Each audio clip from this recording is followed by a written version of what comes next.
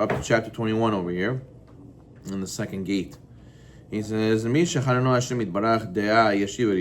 who has been granted intelligence by Hashem should internalize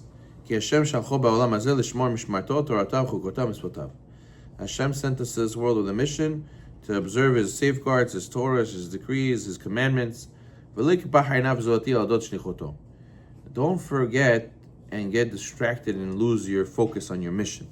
Every person is a shaliach, right? Every person is a messenger of Hashem in this world. And we have a mission, and we're obligated not to dilly-dally and to forget our purpose and to Chas v'Shalom lose our focus on our mission. And thus, at the end of his days, when he faithfully performed his mission, he'll go and return to Hashem in song, with eternal joy that he fulfilled his mission. He'll be like a loyal servant who came back after a long journey overseas, and he came back to the king and he said, mission accomplished, right? But how foolish will we feel when a person comes back after overseas and he sent you with money, he sent you with a lot of honor, and a lot of people are relying on you, and you come back and you say, no, did you finish the mission? Oh, I'm sorry, I got distracted, I didn't realize, So there's a mashal, the famous mashal. There was a country where they used to elect their king on random. He would go throughout the country, randomly the officers would choose and grab somebody off the street out of nowhere and say, you're going to be the king for a year.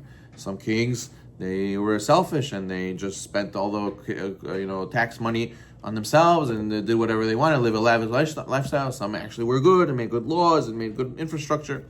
So there was one guy who they grabbed to be the king, and he says, I know exactly how to utilize my year. It was only for 1 year they allowed you to be the king. So he said, I'm going to make use of my time properly. And what did he do? All day and night, he was busy using the infrastructure of the kingdom to send a lot of goods and a lot of employees and a lot of infrastructure to a certain island. He was building up this island to be a perfect place.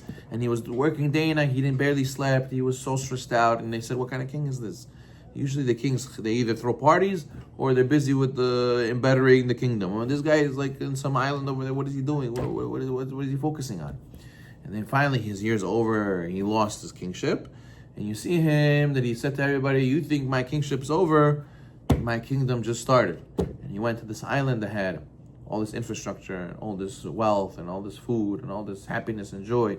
And the mashal is that we are a king of our life in this world.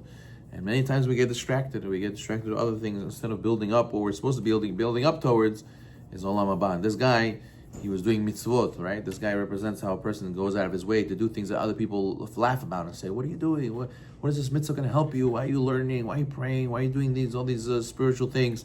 What do you gain from this? And only after 120, after your time's over, after your mission is over, and then you finally go back, then he says, see, I built my Olam Haba, I'm going to my real eternity, my real reward, and you guys missed up. You guys missed out on a tremendous ability to fulfill your mission like I did.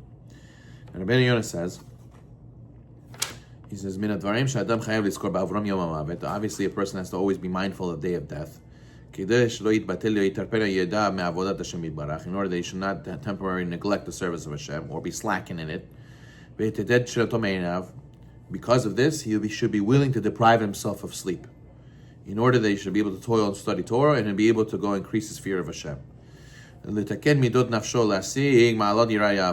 to rectify his character traits and attain the highest levels of fear and love for Hashem. And to devise plans how to exalt and glorify the mitzvot. That way his all these will serve as a treasure and a storehouse of merit for his soul in the world to come. What does it mean he has to deprive himself of sleep? It doesn't mean that a person should sleep less than necessary for him to function normally.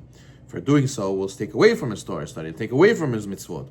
Rather, it means that a person who's aware of his mortality, he therefore treasures each moment. He will not sleep as much as he desires. There's a difference. A person, if we would sleep till how much we feel rested fully, we'd probably sleep 7, 8, 9 hours. But if a person knows, I can function well, very well at 6.5, so I'll sleep 6.5. Even though I might wake up, I'll be groggy and a little tired. Why should I suffer? Maybe I'll sleep 7, maybe I'll sleep 9, maybe I'll sleep 8, and I'll feel not tired. No, because I'm gonna die one day, and I don't want to waste that extra half hour, that extra hour every day. I'm gonna wake up an hour earlier, in order that I should be able to do more mitzvot and come closer to Hashem. Obviously, I don't want to be a zombie and fall asleep on the road, right? That I'm not gonna allow myself to do. I'm gonna sleep enough to be able to function, but not to look how to be comfortable, because I know my time is short. As the sages tells in Pirkei Avot, Hayom katzar, melacha meruba, po'alim asilim, ba'al bayit docheg. The day is short, task is great, the workers are lazy, us, and the master of the house, Hashem, is insistent the work be completed. So let us not be lazy. Baruch Adonai Olam.